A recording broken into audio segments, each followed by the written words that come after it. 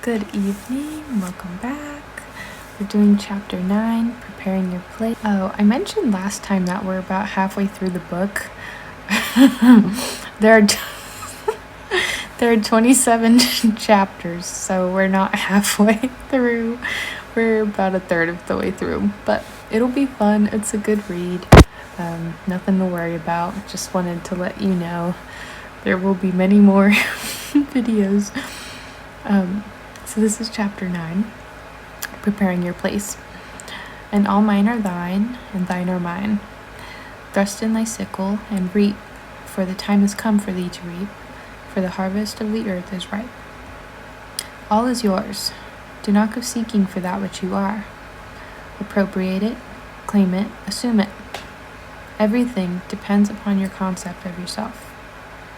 That which you do not claim as true of yourself cannot be realized by you.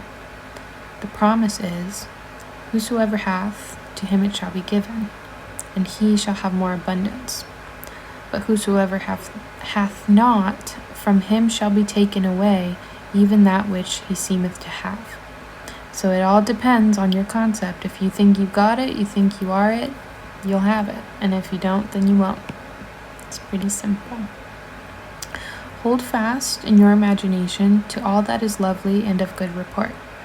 For the lovely and the good are essential in your life if it is to be worthwhile. Assume it. You do this by imagining that you already are what you want to be, and already have what you want to have. As a man thinketh in his heart, so is he. Be still and know that you are that which you desire to be, and you will never have to search for it. In spite of your appearance of freedom in action, you obey, as everything else does, the law of assumption. Whatever you may think of the question of free will, the truth is your experiences throughout your life are determined by your assumptions, whether conscious or unconscious. So you're either aware of your thoughts that make you act, or you're unaware of them. An assumption builds a bridge of incidents that lead inevitably to the fulfillment of itself. And these aren't just about the concepts of yourself or other people, it's about every little thing. When we get up to get food, for example, we're hungry, we don't, it's not really a choice that, I'm sorry, I take that back. It is a choice that you're getting up to go eat, but we do it so often, it's not really something you think about. That's all it's saying. Consciously you can be aware in that moment of what you're deciding to believe or do. Man believes the future to be the natural development of the past, but the law of assumption clearly shows that this is not the case. Your assumption places you psychologically where you are not physically. Then your senses pull you back from where you were psychologically to where you were physically. It is these psychological forward motions that produce your physical forward motions in time. Precognition permeates all the scriptures of the world. So when you visualize something in your head, or if you do a meditation where you're visualizing, you go there psychologically. You're going to the place, you're going to that state of being that you are what you want to be, or that you have what you want. And when you open your eyes again, when you come back to your senses, and it's showing you that you're not there, you're where you are now, it's the thought. He's saying that thought comes before action, basically. So that's why it's important to constantly have that feeling within and have that image attached to everything that you're doing, and to repeat these things, because thought comes before the action. Inspired action happens when you maintain that feeling and that thought. That's all. In my Father's house are many mansions. If it were not so, I would have told you. I go to prepare a place for you. And if I go and prepare a place for you, I will come again and receive you unto myself, that where I am, there ye may be also. And now I have told you before it came to pass, that when it is come to pass, you might believe. The I in this quotation is your imagination, which goes into the future, into one of the many mansions. Mansion is the state desired. Telling of an event before it occurs physically is simply feeling yourself into the state desired until it has the tone of reality. You go and prepare a place for yourself by imagining yourself into the feeling of your wish fulfilled. Then you speed from the state of the wish fulfilled, where you have not been physically, back to where you were physically a moment ago, so where you are when you're visualizing this.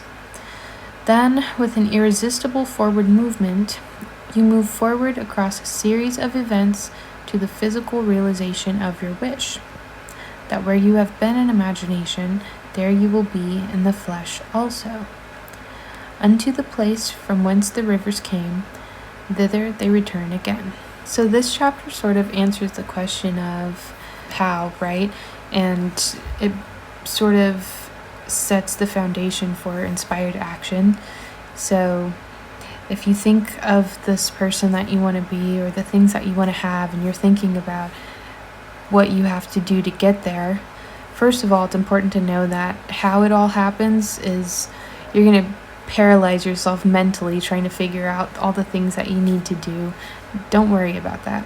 Your only job really is to hold the feeling, is always just to hold the feeling and hold the image in your mind and feel it to be true, believe it to be true, believe you are it now, and to not look outside of you for anything. When you hold that feeling and those thoughts, you get the ideas. You start thinking from the state of being or having what it is that you want. So don't go out of your way trying to logically figure out how all these things are going to happen. You got to relax. You got to go with the flow. Like this chapter is called Preparing Your Place. Your place is prepared. This reality is prepared for you by you holding the thought and the feeling. So the longer you do that, the more you do it, the more normal it feels for you. It's going to be exciting when you think of these things because you know that you don't have it now. When you have these things, it's normal for you. You want it to be normal. You want it to be comfortable, and you want to be conscious of feeling that which you want to be, and make it normal for you. And then when that becomes your normal, you start thinking from a place of you know what to do because it's normal for you. The same way that you do all the things that you do now because it's normal for you. You don't even think about it. Oops. The same thing happens when all you're doing is changing your concepts, and you're making yourself aware of these concepts that you want to live as. And the more you do that, I'm repeating myself, it gets more normal, and that's how you get the ideas. So don't think so hard. Your only job is to feel it. Feel it and hold it, and be conscious of your feelings, be conscious of your reactions throughout the day, the things that you respond to, the way that you respond to people or situations. Your only job is just to make sure that you're holding that feeling of who you want to be and making it who you are instead of who you want to be. That's it. Don't do anything else. You're going to stress yourself out, and then you'll give up because things aren't showing up right away, and it all works out. You just got to be consistent, and that's it for chapter 9. I'll be back with chapter 10, but that is it. I love you, and good night.